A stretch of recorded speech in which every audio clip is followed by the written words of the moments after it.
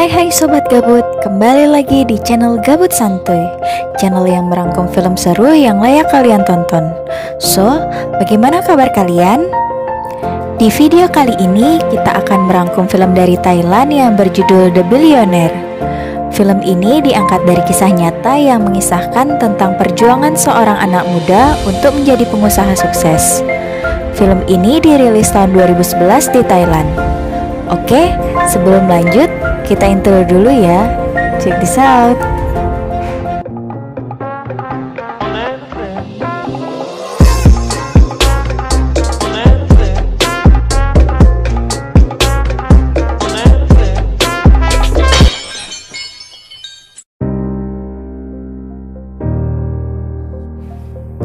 Film ini dimulai ketika ada seorang laki-laki bernama Top berbicara kepada pegawai bank untuk meminta permohonan kredit. Padahal usia Top masih sangat muda, yakni 19 tahun. Top sangat pintar untuk bernegosiasi dengan pegawai bank ini.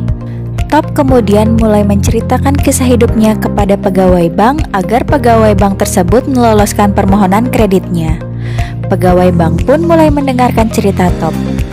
Cerita dimulai ketika Top masih di bangku SMA. Top sangat suka bermain game online. Kegemaran dalam bermain game online ini membuat Top banyak mengoleksi item pada game tersebut. Hingga suatu saat ada seseorang yang ingin membeli item koleksi Top lewat online. Top yang waktu itu belum mempunyai rekening meminjam rekening pamannya. Ia pun akhirnya menjual item koleksinya dengan teknik negosiasi sehingga mendapatkan harga yang setinggi-tingginya.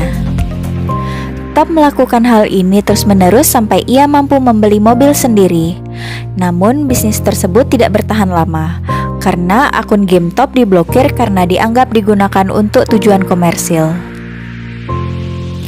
Top mendaftar ke beberapa universitas namun gagal. Hal yang selanjutnya dilakukan Top adalah membeli PS2 dan sebuah DVD. Padahal di kamarnya telah sangat banyak komputer untuk menunjang hobinya bermain game.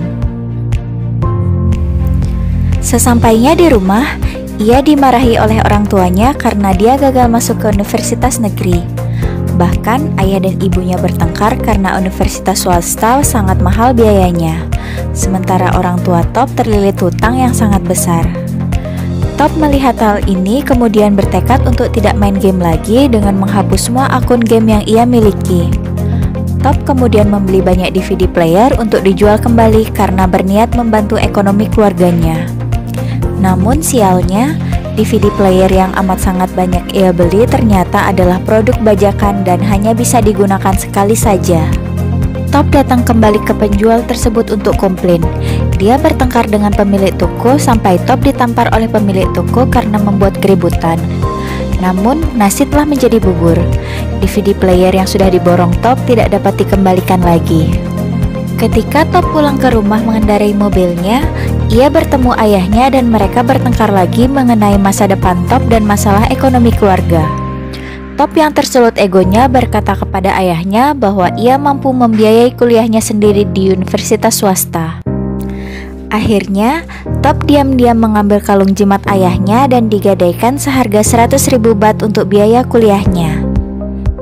Saat berkuliah, pikiran Top bukan ke pelajaran, tapi bagaimana supaya kalung ayahnya dapat kembali lagi. Akhirnya, Top keluar kelas dan bertemu pacarnya. Top merasa pacarnya sangat sibuk, namun pacarnya berkata bahwa ia tidak sibuk. Toplah yang terlalu santai. Top kemudian pergi ke pameran bisnis dan tertarik untuk membeli mesin penggoreng kacang dengan harga cicilan 50.000 baht per bulan. Top lebih suka menghabiskan waktunya untuk bisnis daripada kuliah, sehingga Top dikeluarkan dari universitas. Hari-hari Top selanjutnya diisi dengan bertanya kepada penjual kacang goreng dan melakukan observasi untuk mengetahui bagaimana cara membuat kacang goreng yang enak. Top kemudian bersama pamannya membuka kios kacang goreng ala Thailand di mall. Top memberitahu pamannya bagaimana cara menggait pelanggan dari hasil observasi Top di pasar tentang cara penjual menjajakan jualannya. Top mulai disibukkan dengan kegiatannya hingga melupakan pacarnya. Top melakukan ini juga karena ia tidak sejalan dengan pacarnya yang terus menyuruh ia kuliah bukan berbisnis. Kacang goreng yang dijual Top tidak laku, walaupun sudah memakai berbagai teknik penjualan. Akhirnya, Top pindah lokasi penjualan dan kemudian kacang gorengnya laku keras. Top langsung berniat untuk membuka cabang dan membeli mesin lagi. Namun, hal sial terjadi lagi. Mesin penggoreng kacang Top menimbulkan asap yang mengotori langit-langit mall. Pihak mall kemudian mengkritiknya dan mengancam akan memutuskan kontraknya. Top kemudian setiap malam mengecat langit-langit mall yang terkena asap. Suatu malam, satpam mall mendatangi Top untuk menyuruhnya keluar karena mall sudah tutup. Karena belum selesai mengecat, Top kemudian menyuap satpam itu dengan uang agar ia bisa kembali mengecat. Satpam mall marah dan mengusir Top di depan ibu Top. Saat kacang goreng Top sedang laris, ibu Top mengabarkan bahwa ayahnya bangkrut dan terlilit hutang. Ibunya juga berkata bahwa mereka sekeluarga akan pindah ke Cina. Top tidak mau pergi dan berjanji akan membantu perekonomian keluarga. Nasib sial terjadi. Pihak mall melarang Top berjualan lagi karena asap yang ditimbulkan oleh mesin kacang Top sangat mengganggu. Top hanya bisa pasrah. Rumah keluarga Top juga sudah diberi peringatan sita oleh bank. Top melihat sebuah peluang bisnis baru ketika pacarnya membawa oleh-oleh rumput laut dari provinsi Rayong. Top merasa rumput laut yang ia makan sangat enak, padahal biasanya rumput laut berasa pahit. Akhirnya, Top memutuskan untuk berjualan rumput laut dengan modal menjual mesin penggoreng kacang. Top kemudian belajar di laboratorium kampus bagaimana cara mengemas barang supaya awet. Top juga membeli banyak rumput laut mentah untuk percobaannya dalam mencari rasa yang enak. Top menjual semua komputer yang ia punya. Top dan pamannya mencoba siang dan malam namun belum berhasil. Dan rasa rumput lautnya tetap saja pahit sampai akhirnya pamannya dilarikan ke rumah sakit karena kelelahan. Keesokan harinya, Top kembali menggoreng rumput laut mentah dan rasanya masih tetap sama, pahit.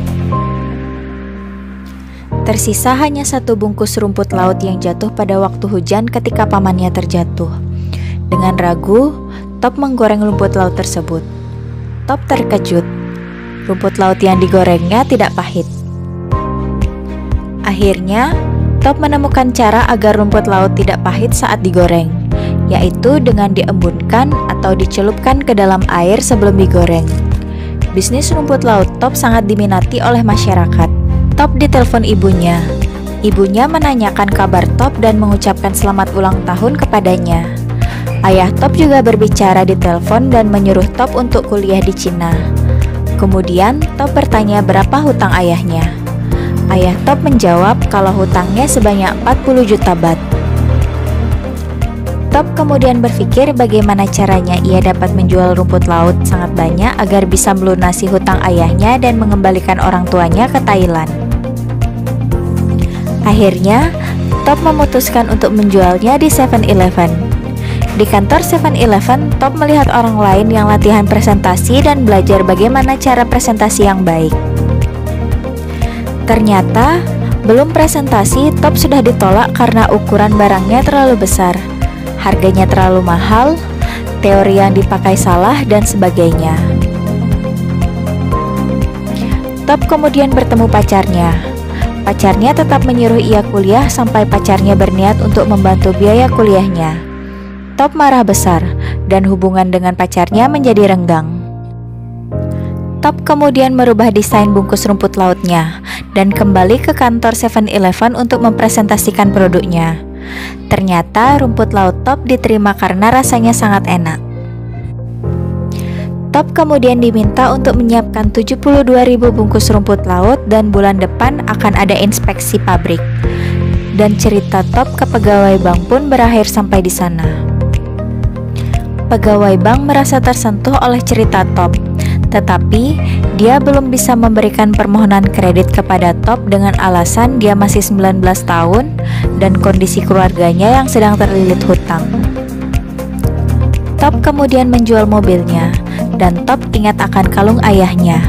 Ternyata kalung ayahnya mempunyai harga 3 juta baht.